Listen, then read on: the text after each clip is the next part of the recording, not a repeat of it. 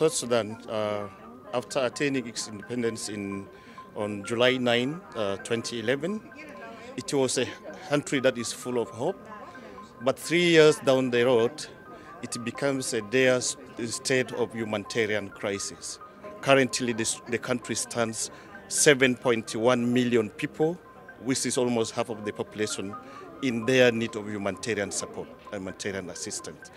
The Integrated Food Security Report, phase report, what we call the IPC, which is recently released in September 2018, already indicates that there are about 6.1 million people who are severely food insecure, and about 1.1 million children who are being malnourished. So we are in that desperate situation, though there are humanitarian actors on ground, but you realize that there are really continuous problems. The humanitarian situation continues to worsen. So we actually require the humanitarian community or the humanitarian actors, especially actarian members, to engage into serious support of issues to do with the protection and psychosocial support in terms of trauma healing. There are no safer learning spaces for the children. We also require that children are being assisted with some safe learning spaces for them to continue learning.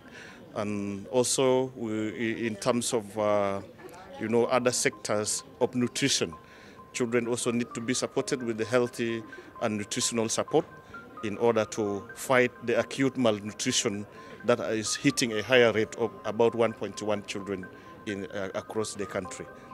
In 2017, about 20th of February 2017, famine was declared by the government and the UN across South Sudan, because in Southern Unity states, parts of the counties, about 100 people were already declared in famine crisis.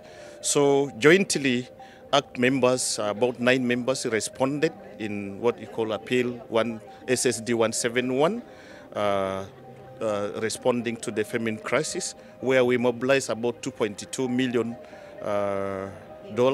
to support the victims and other related sectors in terms of responding to the crisis.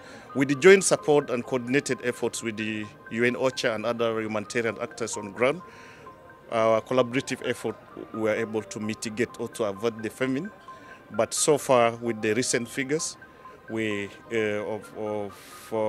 the Integrated Food Insecurity in the country, the situation generally, because the conflict continue to exist, and it has worsened the humanitarian situation. So in this year again, we have launched an appeal for 24 months and is responding to the worsening humanitarian crisis.